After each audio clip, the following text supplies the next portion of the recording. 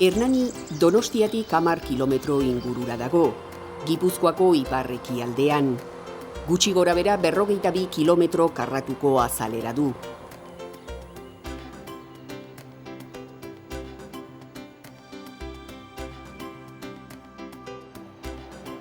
Urumea ibaia herriaren ardatz hidrografikoa da. Izan ere, haren inguruan kokatu dira hernaniarrak historikoki.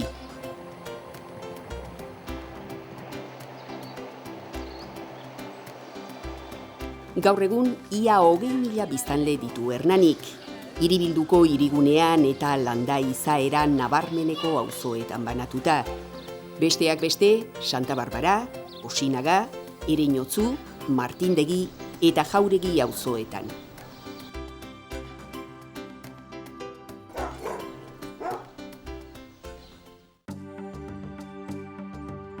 Donostia eta Astigarraga ditu iparraldean. Hilduain eta Arano hegoaldean, Errenteria ekialdean eta Urnieta eta Lasarte Oria mendebaldean.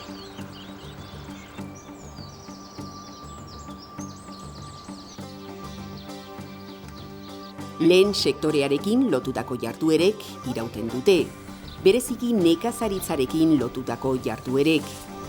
Baina industria eta zerbitzu sektoreak dira Hernaniko egungo eragile ekonomiko nagusiak.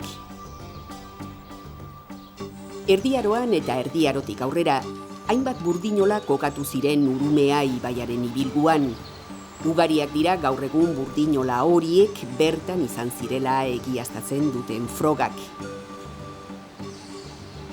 Horrenbestez, 18. mendearen erdialdean, Aingura errege fabrika sortu zen Fagollagan.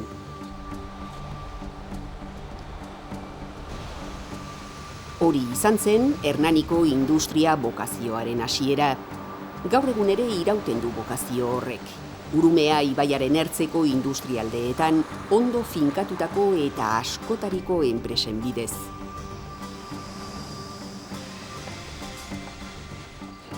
Gainera, zerbitzu sektore osoa eta askotarikoa du Hernanik.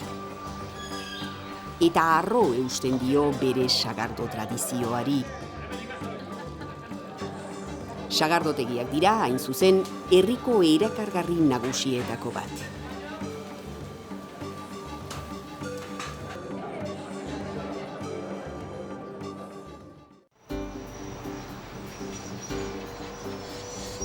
Gipuzkoa 131, Gipuzkoa 3.410 eta Gipuzkoa 2.132 errepideen elkargunean dago Hernani, eta beraz, komunikazio onak ditu. Horrez gain, garraio publikoko sare ona du, hiriarteko autobusei eta aldiriko trenari esker.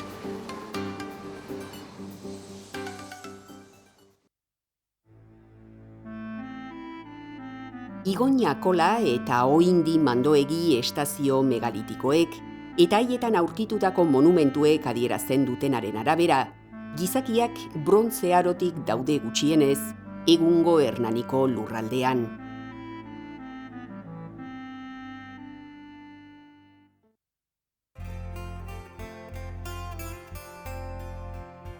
Halere mende asko igaro ziren Hernaniren aipamena dokumenturen batean azaldu arte. 1014ko dokumentu batean izan zen. Urte hartan, Antxo Nagusia Nafarroako erregeak, Urumearen Aranaren edo Hernaniren mugaldeko San Sebastian Antiguoko monasterioa eman zion Leireko San Salvadorri. Ez dakigu zehatz-mehatz noiz eman zioten hiribildu titulua Hernaniri. Izan ere, haren hiri gutuna 1322an desagertu zen, Aide Nagusien arteko borroketan. Hernaniarren ordezkariek 1491ko batzar nagusietan adierazi bezala. Dena den uste da, 13. mendearen erdialdean jaso zuela hiri gutuna. Alfontso Amargarrena jakituna Gaztelako erregearen politika espantsionistaren ondorioz, hiribilduak fundatzeari ekin baitzion erregeak.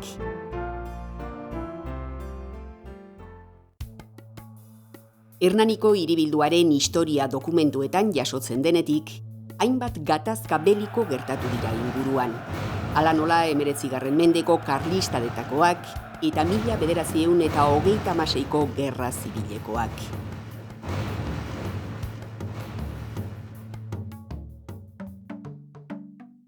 Halere, historikoki, hernaniarren ezaugarri nagusietako bi ekimena eta dinamismoa dira.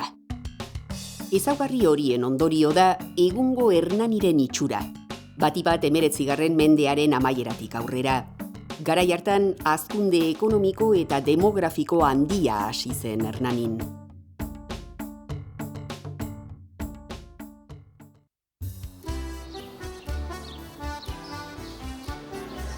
Hernaniko hirigune zaharra, monumentu multzoaren kategoriako interes kulturaleko ondasun deklaratua, Urumea ibaiaren ibarreko muino baten gainean dago, Santa Barbara mendiaren oinaldean.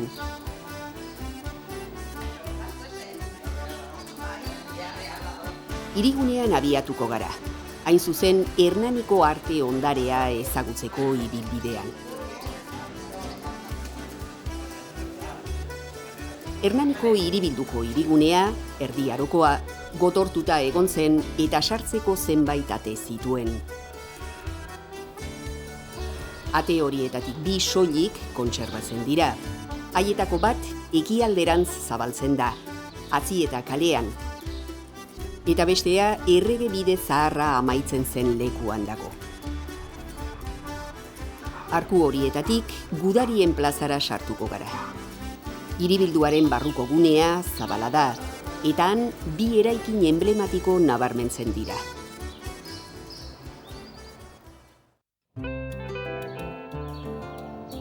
Udaletxea oinplano angelu zuzena da, 4 solairukoa.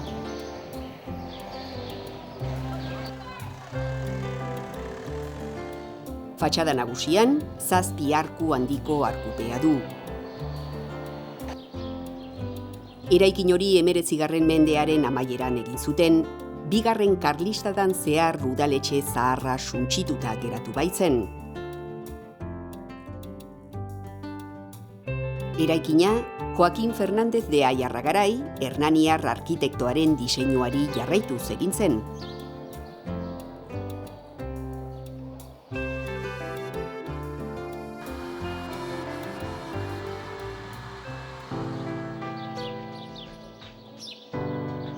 Udaletxearen ondoan, San Joan bataiatzailea hiribilduko zaindariaren parrokia eliza dago. 16. mendekoa da. Arresiz kanpoko parrokia zaharra hiribildu barrura eraman zenekoa hain zuzen.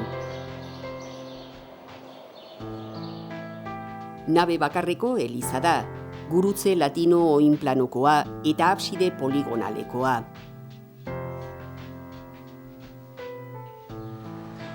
Fatxadaren albo batean, kanpandorrea dago, Francisco de Iberoren lana. Oinplano karratua du eta goialdean kupula.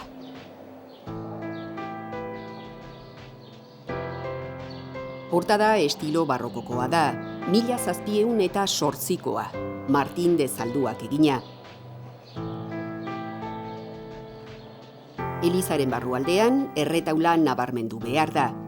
Bernabe Korderok egin zuen 17. mendearen erdialdean estilo klasizista barrokoan.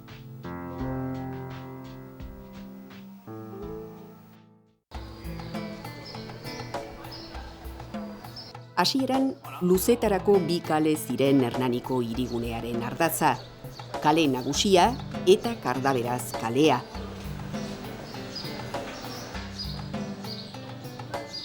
Hain zuzen ere, hiribilduko aztarna historikorik adierazgarrienak ikusiko ditugu kale horietan. Haietan zehar, Hernaniko iraganera itzuliko gara.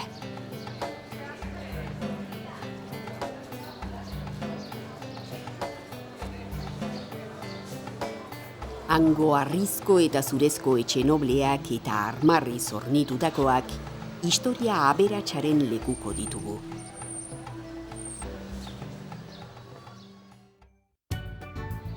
Gentilen dorrea edo portalondo etxea dorretxe zaharra da. Goiko zatia 15. mendearen erdialdean galdu zuena. Hernaniko Erdi Aroko babes harresiaren zati zen. Hauek dira beste etxebizitza adierazgarri batzuk.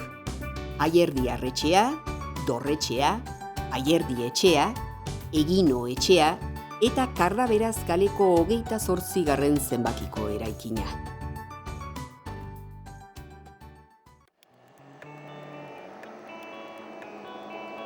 Hiriguneko iparraldean San Agustin komentua aurkituko dugu.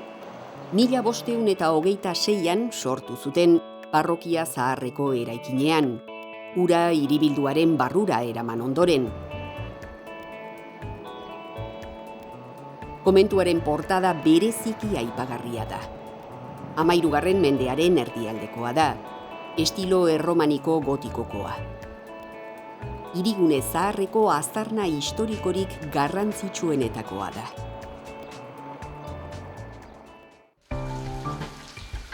Beste muturrean, hirigunetik kanpo, Leokako garbitegiak eta Santa Cruzeko guruztokiak osatutako multzoa aurkituko dugu.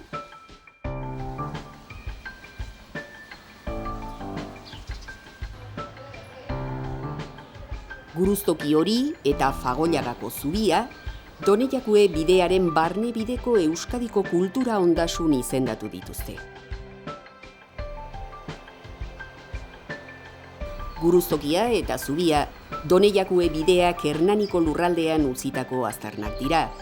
Biak 16. mendearen 2. erdikoak.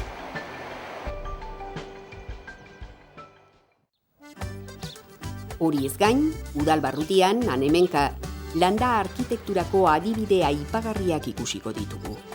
Besteak beste, Pitikar baserria, Jauregi bailaran, eta Txilibita baserria, Ereñotzu auzoan.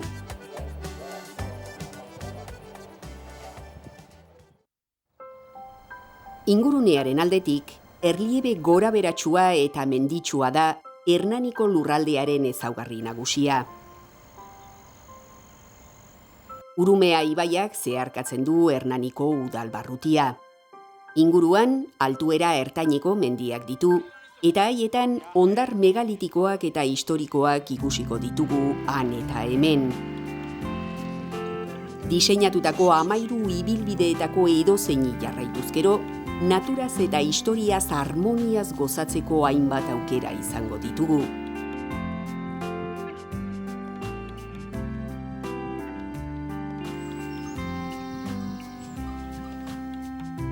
Hiribilduan gainera, zenbait atseden leku aurkituko ditugu. Latxe, Ugaldetxo, Akola, Aparrain.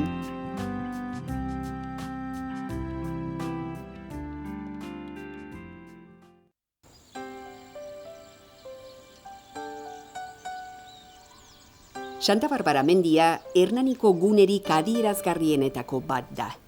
Han, Karlisten garaiko gotorlekua dago.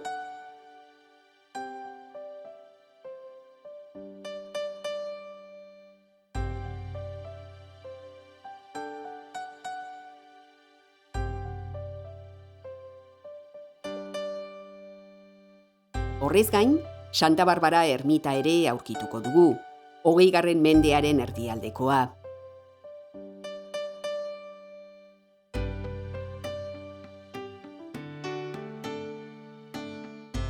Bertatik ikuspegi ederra dago. Bizkaiko golkoa ere ikus daiteke. Gainera, kirol eskaladan aritzeko aukera da gune horretako erakargarririk handienetako bat.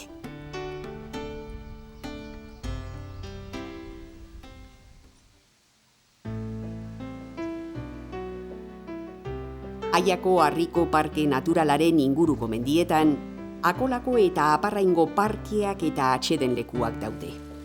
Euskal Herriko eskualde geologikorik garrantzitsuenetako bat da, eta gainera aberastasun handiko flora eta fauna ditu.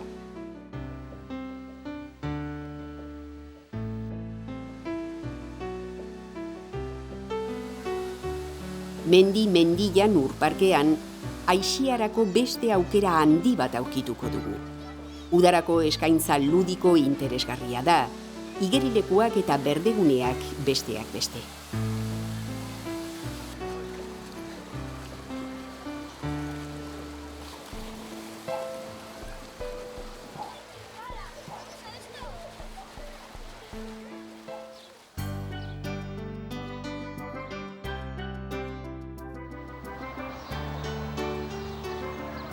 Hernaniko hirigunetik hurbilago, Nereborda Parke Botanikoa dago.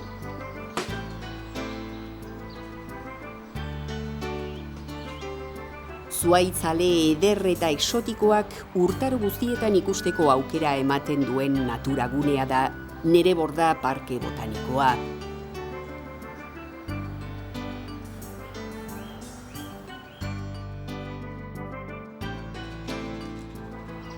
Bidezidor zainduei esker, parkean lasai ibili ahal izango gara. Besteak beste, Euskal Herriko alerik adierazgarrienetakotzat hartzen den intxinispinua ikusiko dugu.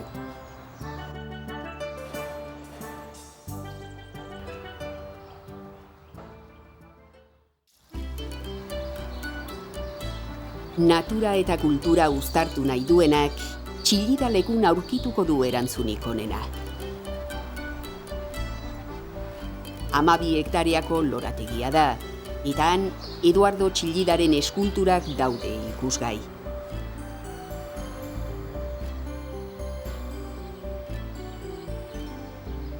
Hamaseigarren mendeko Zabalaga baserriaren inguruan, donostiar artista unibertsalaren burdinazko eta granitozko eskultura handiak ikusi ahal izango ditugu.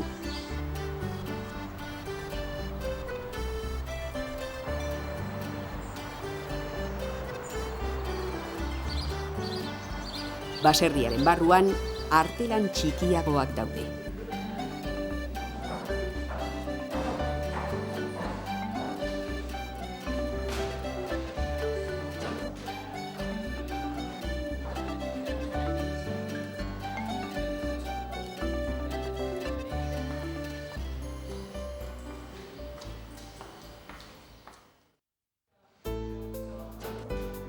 Hernanik, bisitariei egiten dien eskaintza, interesgarria baino interesgarriagoa da.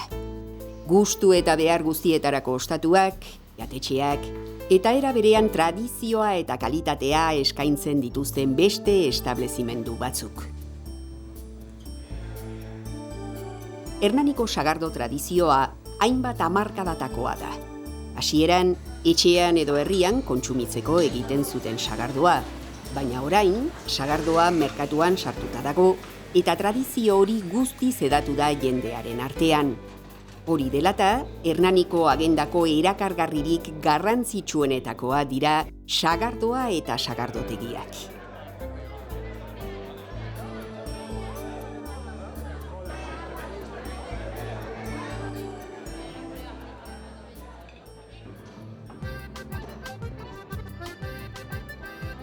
Urtarrilean txotx garaia hasten da, eta apirilaren amaiera arte luzatzen da.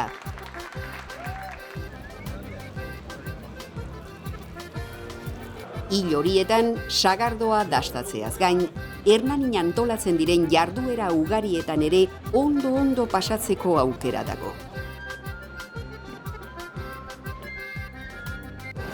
Hau da Gipuzkoako sagardo berria. Jarduera horietako bat, martxoko 3. igandekoa, Tolarea sagardo naturalaren kofradiaren urteko kapitulua da.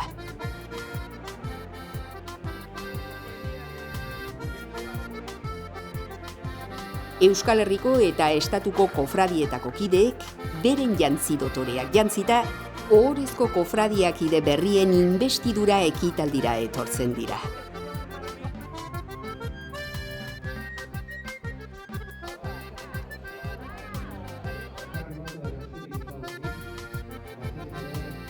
Irailean, sagar eta sagardo eguna ospatzen da.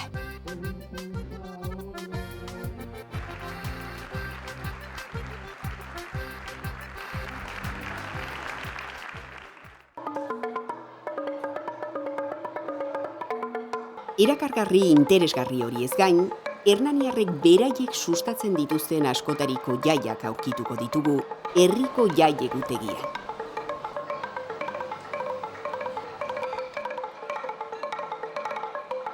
Musika da Hernaniko beste xarma bat.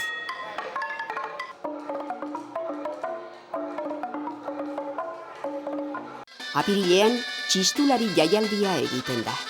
Eta handik hilabetera, txalaparta festa egiten dute, 3 hamarkadako tradizioko eta arrakasta handiko ospakizuna.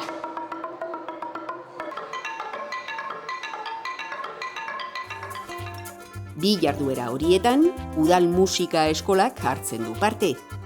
Euskal Herrian bertako musika tresnen eskolak ematen dituzten musika eskola bakanetako bat da Hernanikoa.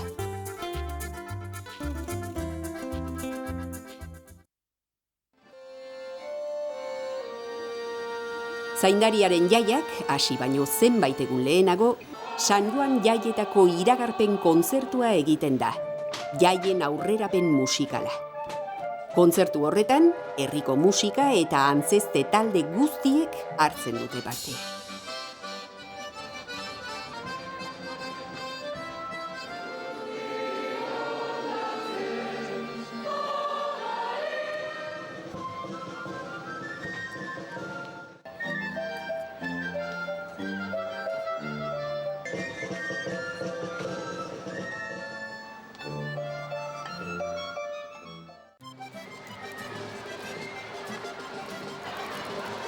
Hernaniko San Joan jaiak ekainaren 23-tik 27 bitartean egiten dira.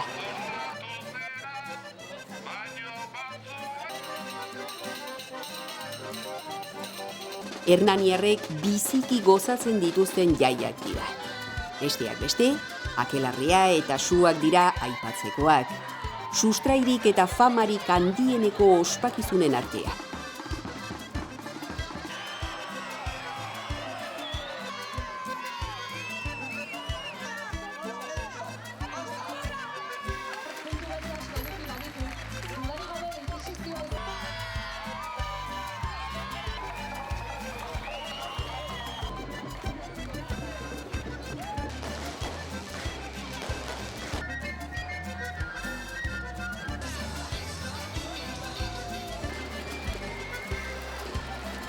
Azeri dantza ospetsua eta jendetsua ere nabarmendu behar da.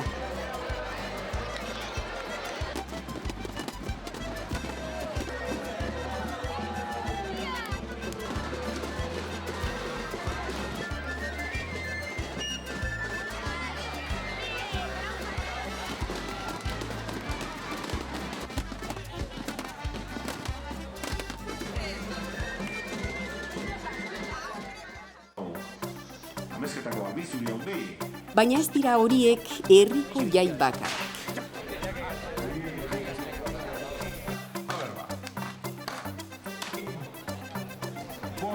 Hernaniarrek oso gustuko dituzte Ereñotzuko San Antoniorenak, Martindegiko San Ferminenak, Portu auzoko San Joan Txikirenak eta Zikuñagako Amarenak.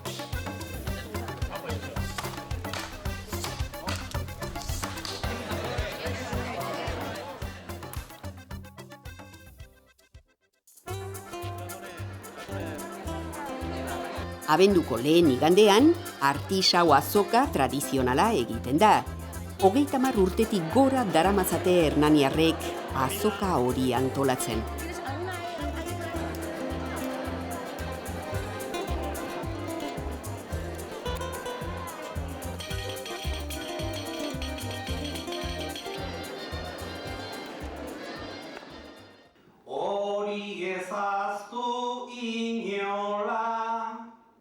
Urtearen amaieran, bertsolaritzari buruzko jardunaldiak egiten dira. Bertsolata. Egidazue jaramon, zerbait egiten baldin badugu, mugitzen dena zeharo.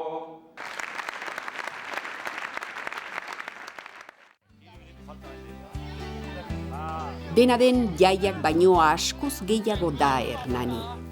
Kirol jarduerak ere garrantzi handia du hernaniarrentzat. Gainera, Jarduera horiek naturan bertan egin daitezke. Zinez oso privilegiatua den ingurune batean.